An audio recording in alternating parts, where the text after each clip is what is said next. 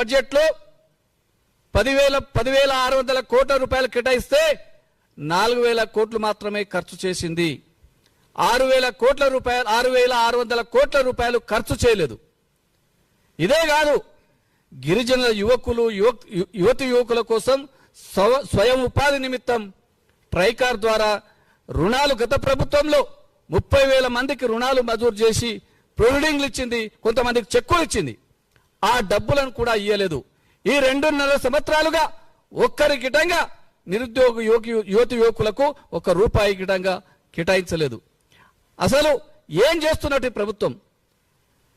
రోజు రోజుకు లంబాడీలను మభ్యపెట్టి, ఎందుకో ఈ కాంగ్రెస్ వస్తే మా లంబాడీలకు ఆశ ఉంటుంది, కాంగ్రెస్ ఇందిరాగాంధీ మాకు అది చేసింది ఇది చేసింది, ఇందిరమ్మ ఇండ్లు కట్టింది, ఆ రోజు పట్టా భూములు ఇచ్చింది, పోడు భూములకు పట్టాలు ఇచ్చిందని చెప్పి చాలా మంది